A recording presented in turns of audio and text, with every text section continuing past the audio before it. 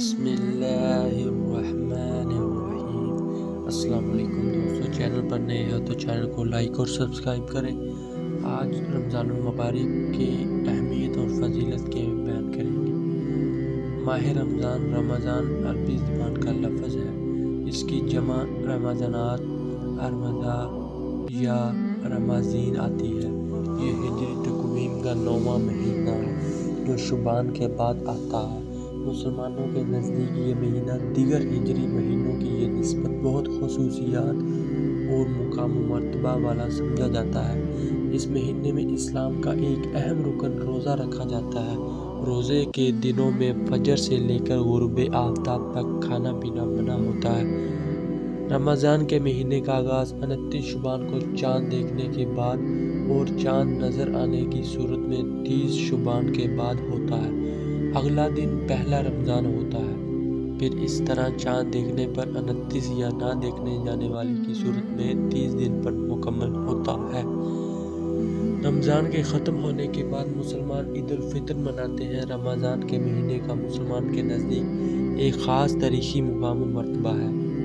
ان کا ماننا ہے کہ قرآن مجید لوح محفوظ سے آسمان دنیا پر اس مہینے کی شب قدر میں نازل ہوا تھا۔ پھر اس کے بعد مختلف اوقات میں تھوڑا تھوڑا وحی کی شکل میں محمد صلی اللہ علیہ وسلم پر نازل ہوتا رہا۔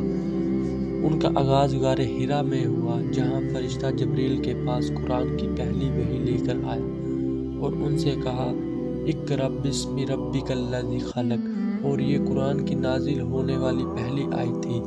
قرآن پہلی مرتبہ رمضان کے مہینے کی شب قدر میں لوح محفوظ سے آسمان دنیا پر مکمل نازل کر دیا گیا اور اسے آسمان دنیا کے بیت العزرات میں رکھ دیا گیا۔ پھر جبریل علیہ السلام وہاں سے امر و نواہی اور قرآنی احکامات کو تھوڑا تھوڑا بشکل وحی نازل کرتے وہ 23 سال کی مدت میں مکمل نازل ہو گیا۔ رمضان کے مہینے میں مسلم ممالک اور معاشرہ میں بہت سے دینی شعائر کا اہتمام کیا جاتا ہے، مثلاً نماز تراویح اور آخری عشرہ میں اعتکاف وغیرہ۔ اس طرح بہت سے اعمال اور رسوم بھی ادا کیے جاتے ہیں، جسے افطار کے دسترخوان کا اہتمام اور دوسروں کو افطار کی دعوت وغیرہ۔ اس کے علاوہ بہت سے مظاہر اور روایتی کاموں کا نظم کیا جاتا ہے، مثلاً رمضان میں فانوس خیمے سے ذبائح کی جاتی ہیں۔ مأکولات کا روایتی اہتمام خوب کیا جاتا ہے۔ افطار کے بعد اور سحری میں شیرانی یا میٹھے پکوان کا نظام ہوتا ہے وغیرہ۔ رمضان کی اصل۔ رمضان نام یہ صرف اسلام کی ایجاد نہیں ہے، بلکہ یہ نام زمانہ جاہلیت میں موجود تھا اور مہینے کے ہی نام کے طور پر استعمال ہوتا تھا۔ زمانہ جاہلیت میں لوگ مہینوں کے نام ان کے وقوع اور ان کی نوعیت کی وجہ سے رکھتے تھے، جیسے ذو الحج کا نام چونکہ اس مہینے میں حج کا موسم ہوتا تھا، اس لیے ذو الحج نام رکھا گیا۔ اس طرح ربیع الاول چونکہ نام رکھتے تھے وقت یہ مہینہ ربیع الاول کے موسم میں ہوتا تھا۔ اس طرح دیگر مہینوں کی بھی وجہ تسمیہ ہے۔ بہرحال رمضان کی وجہ تسمیہ رمضان یہ عربی زبان کا لفظ ہے۔ اس کے معنی شدید گرمی کے آتے ہیں۔ جب اس کا نام رکھا گیا تھا اس وقت سخت گرمی کا موسم تھا، اس لیے اس کا نام ہی رمضان رکھ دیا گیا، اور یہ نام اس مہینے کے اعتبار سے مسلمانوں کے لیے بہت مناسب ہے، چونکہ روزہ دار کا پیٹ بھوک اور پیاس کی شدت سے بھرا ہوتا ہے۔ اسلام میں رمضان کی اہمیت۔ اللہ رب العزت نے قرآن مجید میں فرمایا، رمضان کا مہینہ وہ ہے جس میں قرآن اتارا گیا، جو لوگوں کے لیے ہدایت ہے اور جس میں رہنمائی کرنے والی اور حق و باطل میں امتیاز کرنے والی واضح نشانیاں ہیں۔ بس تم میں سے کوئی اس مہینے کو پالے تو وہ اس کے روزے ضرور رکھے، اور جو کوئی بیمار یا سفر پر ہو تو دوسرے دنوں کے روزوں سے گنتی پوری کرے۔ اللہ تمہارے حق میں آسانی چاہتا ہے اور تمہارے لیے دشواری نہیں چاہتا۔ اور اس لیے کہ تم گنتی پوری کر سکو، اور اس لیے کہ اس نے تمہیں جو ہدایت فرمائی اس پر اس کی برائی بیان کرو، اور اس لیے کہ تم شکر گزار بن جاؤ۔ دین اسلام میں رمضان کے مہینے کی فضیلت و اہمیت سے متعلق بہت سی قرآنی آیت اور احادیث ہیں۔ چونکہ اس مہینے میں اسلام کا ایک رکن روزہ رکھا جاتا ہے، جو اسلام میں انتہائی اجر و ثواب کا کام ہے۔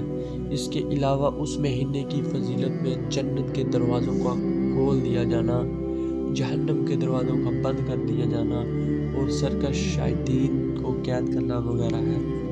مسلمان اس مہینے میں خاص طور سے گناہوں سے بچتے ہیں، نیکی خیرات کے کام کرتے ہیں۔ ان کے نزدیک یہ عبادات طاعات کے ذریعے اللہ کی قربت، جنت کی طلب اور جہنم سے دوری کا مہینہ ہے۔ ابو ہریرہ سے مروی ہے کہ رسول اللہ صلی اللہ علیہ وآلہ وسلم نے فرمایا، اس مہینے کی پہلی رات شیاطین اور سرکش جنتوں کو قید کر لیا جاتا ہے، جہنم کے دروازوں کو بند کر دیا جاتا ہے، اس کا ایک بھی دروازہ نہیں کھلا رہتا۔ اس طرح جنت کے سارے دروازوں کو کھول دیا جاتا ہے، اس کا ایک بھی دروازہ بند نہیں رہتا۔ ایک منادی آواز لگاتا ہے، اے خیر کے طلبگاروں، متوجہ ہو جاؤ، اور اے شیر کے خریداروں، اجتناب کرو، اللہ کی طرف سے جہنم سے آزادی کا پروانہ ہے۔ اور یہ عمل ہر رات ہوتا ہے۔ رمضان کے مہینے میں اللہ تعالیٰ نے ہر مسلمان بالغ پر روزے فرض کیے ہیں۔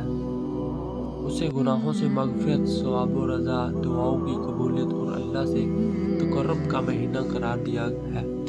قرآن میں اللہ تعالیٰ کا ارشاد ہے، رمضان کے مہینے میں قرآن نازل کیا گیا جو لوگوں کے لیے ہدایت اور فرقان کی دلیل ہے۔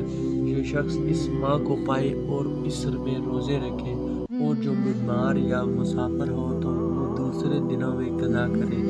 اللہ تعالیٰ تمہارے ساتھ آسانی چاہتا ہے، وہ تمہارے ساتھ تنگی نہیں چاہتا۔ مدت کو مکمل کرو، اللہ کی ہدایت کے مطابق اللہ کی برائی بیان کرو تاکہ تم شکر گزار بن سکو۔ اور جب میرے بندے مجھے پکارتے ہیں تو میں قریب ہوتا ہوں اور پکارنے والے کی دعا کو قبول کرتا ہوں۔ تو انہیں بھی چاہیے کہ میرے احکامات کو قبول کریں، مجھ پر ایمان رکھیں تاکہ وہ صحیح راہ پر چل سکیں۔ قرآن مجید میں رمضان کے مہینے ہی میں سال کی ایک عظیم رات شب قدر میں نازل ہوا ہے۔ اس کو رات کو 1000 مہینوں سے بہتر قرار دیا گیا ہے۔ قرآن مجید میں ہم نے اس کتاب کو شب قدر میں نازل کیا، سورۃ دخان میں ہے۔ ہم نے اس کو ایک مبارک رات میں نازل کیا ہے، ہم ڈرنے والے ہیں۔ رمضان کا مہینہ مسلمانوں میں جو تسوخا اور احسان و کرم کا مہینہ ہے۔ مسلمان اس میں قرآن کی خوب تلاوت اور کثرت سے صدقات خیرات کرتے ہیں۔ یہ صبر کا مہینہ بھی کہا جاتا ہے، چونکہ اس میں عبادت کے ساتھ ساتھ روزوں میں صبر کا مظاہرہ کیا جاتا ہے۔ مسلمان اپنے خواہشات، شہوات کو قابو کر کے خدا کے اس فریضہ پر صبر کرتے ہیں۔ صبر کا بدلہ جنت سمجھا جاتا ہے۔ اللہ تعالیٰ کا ارشاد ہے، کہہ دیجئے میرے مومن بندوں، اپنے رب سے تقویٰ کرو۔ جو لوگ اس دنیا میں بلائی لیے ان کے لیے بلائی ہوگی۔ اللہ کی زمین بہت وسیع ہے اور بلا شبہ صبر کرنے والوں کو ان کا بدلہ بلا حساب پورا دیا جائے گا۔ مسلمانوں پر پہلی مرتبہ سن 2 ہجری 624 کو روزہ فرض کیا گیا۔ مسلمان روزوں کو صرف رسمی عبادت نہیں سمجھتے بلکہ اسے اللہ سے تقویٰ کا ایک بڑا ذریعہ سمجھتے ہیں۔ زمانہ جاہلیت میں مکہ میں قحط سالی سے بچنے اور گناہوں سے کفارہ کے لیے 10ویں محرم کو روزہ رکھا جاتا تھا۔